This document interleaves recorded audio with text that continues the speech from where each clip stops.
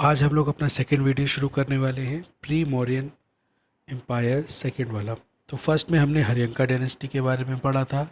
उसके जो last ruler थे वो थे नागा दशक, और उन्हीं के मिनिस्टर हुआ करते थे शिशुनागा, जो अभी शिशुनागा डायनेस्टी को फाउंड करेंगे। तो चलिए फिर हम लोग आगे बढ़ते हैं।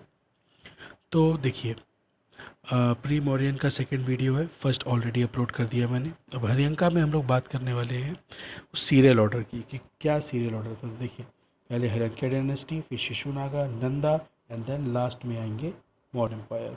तो ये देख लीजिए थोड़ा सा, जब मगध एक सिर्फ एक महाजनपदास था, तब देखिए रेड वाला है, छोटा सा रेड वाला। फिर उसके चारों ओर जो हल्का ब्राउन कलर का है वो हरियंका डायनेस्टी है। उसके बाद जो ये रेड रेड सी आउटलाइन है ये होगी शिशुनागा डायनेस्टी।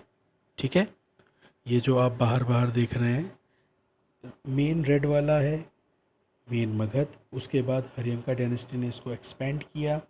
उसके बाद ये जो आप लाइन देख रहे हैं ये शिशुनागा डायनेस्टी के द्वारा बढ़ाई गई थी। ठीक है, इसके बाद आएगा क्या आएगा, इसके बाद आएगा नंदा डायनेस्टी। ठीक है, तो नंदा डायनेस्टी का ये देख सकते हैं आप, नंदा एम्पायर, ये हुआ था अराउंड 325। ये वही समय था जब अलेक्जेंडर द ग्रेट इंडिया पे हमला कर रहा था। ठीक है, चलिए तो अब हम लोग इसके बाद देखते हैं मौर्यन एम्पायर। तो मौर्यन एम्पायर आप देख सकते हैं कितना बड़ा है। इसमें म्यांमार, बांग्लादेश, नेपाल, भूटान, अफ़गानिस्तान, पाकिस्तान, पूरा पैन इंडिया हो गया। ठीक है, तो इतना पूरा का पूरा एम्पायर मौर्यन एम्पायर के समय पे, ये पूरी कंट्रीज़ किसके कंट्रोल में थी, मौर्यंस के। ठीक है, चलिए अब हम लोग आगे देखते हैं। तो हम लोगों को पता है हरियंका डायनेस्टी के लास्ट रूलर कौन थे, नागा दशक। तो नागा दशक के बेटे राजा नहीं बने थे, उनके मिनिस्टर जिनका नाम था शिशुनागा, ठीक है, वो राजा बने थे। क्यों, उन्हें पब्लिक ने बना दिया था, क्योंकि नागा दशक के जो बेटे थे वो इतने अच्छे नहीं थे, या फिर वो अच्छे नहीं थे, तो इन्हें पब्लिक ने बनाया था। इन्होंने शिशुनागा डायनेस्टी को फाउंड किया था। शिशुनागा डायनेस्टी में जैसे ज़्यादा कोई पावरफुल राजा रहे नहीं थे, तो चलिए अब देख लेते हैं शिशुनागा डायनेस्टी के बारे में। तो इसमें सिर्फ दो ही मेन राजा हैं। नंबर वन शिशुनागा खुद, क्यों, क्योंकि इन्होंने इस डायनेस्टी का फाउंडर है ये। दूसरा, इन्होंने जो अपना कैपिटल था, जो पहले पाटलिपुत्र था, उसे शिफ्ट करके वैशाली में ले गए वो। ठीक है, कहाँ ले गए, पाटलिपुत्र से वैशाली। फिर सेकंड नंबर पे इनके बाद, ठीक है, तो इनके बाद इनके बेटे आए, नाम था उनका कालाशोका। ये अशोक नहीं है, कालाशोका अलग है। इन्होंने क्या किया, इन्होंने सेकंड बुद्धिस्ट काउंसिल करवाई। कहाँ पर, वैशाली में। ठीक है, इन्होंने सेकंड बुद्धिस्ट काउंसिल करवाई वैशाली में, और उसके बाद इन्होंने कैपिटल वापस शिफ्ट करवा कर दी, कहाँ पर, पाटलिपुत्र में। ठीक है, जिसको आज हम लोग पटना नाम से जानते हैं, वो वापस ले आए वहाँ पर। ठीक है, तो शिशुनागा में क्या क्या हुआ, शिशुनागा डायनेस्टी में, तो इन्होंने सबसे पहले पाटलिपुत्र से वैशाली ले गए कैपिटल, और काला अशोक ने वापस इसको रिवर्स कर दिया। तो कई बार ऐसा होगा कि जो जो मगध की कैपिटल है वो चेंज होगी। तो एक बार हम लोग देख लेते हैं। सबसे पहली जो थी वो थी ग्रीवराजा, ठीक है, जिसको आज हम राजगीर नाम से जानते हैं। सेकेंड वाली है पाटलिपुत्र, जिसको हम आज पटना नाम से जान रहे हैं। थर्ड इज़ वैशाली, वैशाली वैशाली ही है। एंड नंबर फोर्थ फिर से पाटलिपुत्र हो जाती है। तो पाटलिपुत्र को फाउंड किया था उदयीन ने। ठीक है, पाटलिपुत्र को किसने फाउंड किया था, उदयीन ने। तो देखिए ग्रीव राजा किसके समय है, बिम्बिसारा के समय। अब ये जो सेकंड वाली पाटलिपुत्र किसके समय पर है, उदयीन। ये दोनों कौन है, ये दोनों हरियंका डायनेस्टी के हैं। अब थर्ड नंबर पे आते हैं, वैशाली किसने शिफ्ट किया, शिशुनागा ने। और फिर वापस कौन उसको ले आया, तो काला अशोका। ये दोनों कौन है, ये दोनों शिशुनागा डायनेस्टी के हैं। ठीक है, तो थोड़ा सा क्लियर हो रहा है। चलिए, तो अभी तक दो डायनेस्टीज़ के बारे में हमने जाना। अब हम लोग थर्ड नंबर पे चलते हैं। तो देखिए, थर्ड नंबर पे आती है नंदा डायनेस्टी। ठीक है, नंदा डायनेस्टी या फिर नंदा एम्पायर। ठीक है, क्योंकि आपने उस चार्ट, उस मैप में देखा ही था कि नंदा डायनेस्टी कितनी बड़ी हो गई थी, वो पूरा एम्पायर बन गई थी। अब नंदा डायनेस्टी के बारे में जानने के लिए देखिए, दो ही इनके राजा रहे थे। नंबर वन, महापद्मानंदा, जो कौन थे, जो फाउंडर थे। चलिए, अब उनके बारे में थोड़ा सा जान लीजिए। तो Nanda dynasty was founded by Mahapadmananda. ठीक है, किसके द्वारा हुई है, महापद्मानंदा के द्वारा। ठीक है, इनका नाम ध्यान रखिएगा। अब ये कौन थे, ये फर्स्ट, ठीक है ध्यान रखिएगा, ये फर्स्ट नॉन क्षत्रिय या फिर लो कास्ट, ठीक है, लो कास्ट राजा थे। लो कास्ट मतलब छोटी जात वाले थे ये क्षत्रिय नहीं थे। ये कई बार कई जगहों पे पूछा भी जाता है एग्जाम्स वगैरह में। ठीक है, एंड इनको एक छत्र या फिर एकरुत या फिर एक छत्र यानी ओनली वन, यानी इनके समय पे कोई कंपटीशन नहीं था इनका, सोवरेन। ठीक है, मतलब सिर्फ इन्हीं का रूल चलेगा चारों तरफ। अब इनका जो एम्पायर बिल्डर ऑफ इंडिया भी नहीं कह सकते हैं।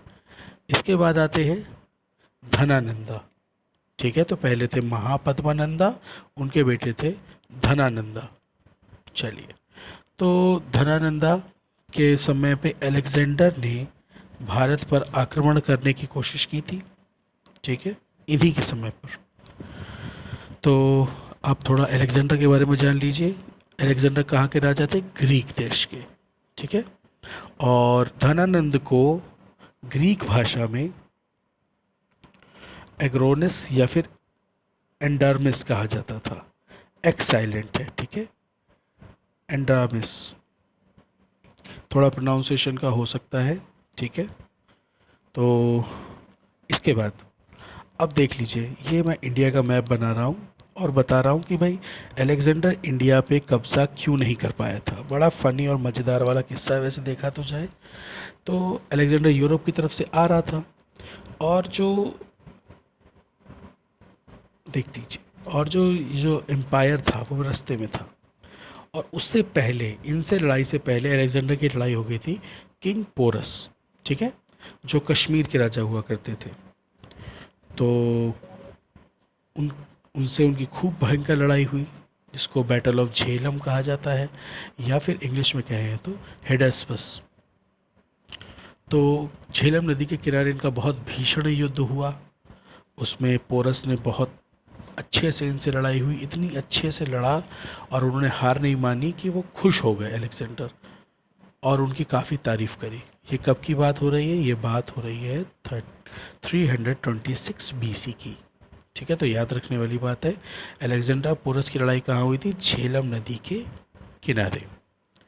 तो अब देखिए, अब मेन था क्या, पहला तो अलेक्जेंडर के जो सैनिक थे वो काफ़ी समय से लड़ते जा रहे थे, लड़ते लड़ते लड़ते लड़ते वो थक गए थे।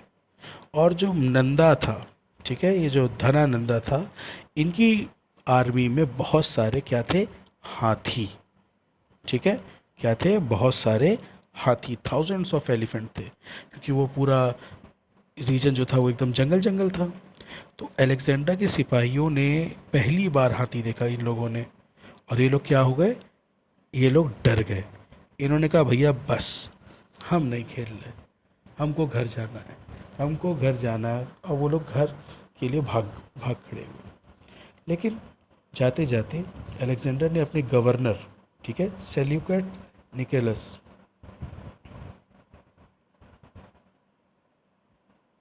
निकेटर, सेल्यूकस निकेटर को थोड़ा सा प्रोनाउंसिएशन गड़बड़ हो गया था, को वहीं छोड़ दिया। कहाँ पे, ये बलूचिस्तान पाकिस्तान का जो एरिया था वहीं पर छोड़ दिया।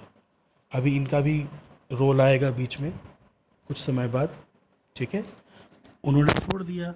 अब उसके बाद क्या होता है, धनानंदा के बाद कौन है, ठीक है, ये जो लास्ट रूलर थे धनानंदा, इसके बाद नंदा एम्पायर ख़त्म हो जाता है, ठीक है। तो ये कौन थे, ये लास्ट रूलर थे नंदा एम्पायर या नंदा डायनेस्टी के, ठीक है। अब इसके बाद कौन आएंगे, इसके बाद आएंगे चंद्रगुप्त मौर्य। और वो कैसे जीते थे, वो उनके गुरु चाणक्य की मदद से जीते थे। तो अब ज़रा चैप्टर कैप्सूल में देख लेते हैं हम लोग। देखिए, हर्यंका डायनेस्टी के बाद कौन आया, शिशुनागा डायनेस्टी, ठीक है। तो शिशुनागा कौन थे, शिशुनागा कौन थे, नागा दशक के मिनिस्टर थे और इन्होंने शिशुनागा डायनेस्टी की स्थापना करी। और इन्होंने क्या किया, इन्होंने टेम्परेली शिफ्ट कर दिया, इनके बेटे कालाशोक ने सेकेंड बुद्धिस्ट काउंसिल कराई और उन्होंने वापस कैपिटल पाटलिपुत्र ले आए।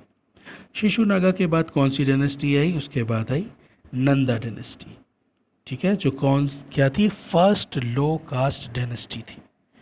अब नंदा डायनेस्टी किसने फाउंड करी, महापद्मानंदा, जो पहले लो कास्ट रूलर थे। उनके बाद कौन आया, उनके बेटे धनानंदा आए। इन्हीं के समय में अलेक्जेंडर ने हमला किया।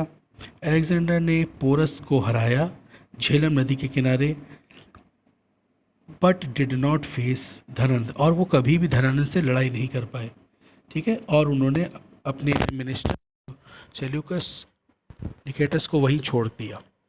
चलिए, अब इसके बाद हम लोग इसके अगले वीडियो में पढ़ेंगे कि कैसे मौर्यन एम्पायर के विस्तार हुआ, क्या हुआ। प्लीज़ सब्सक्राइब करिए, ठीक है। थैंक यू बच्चों।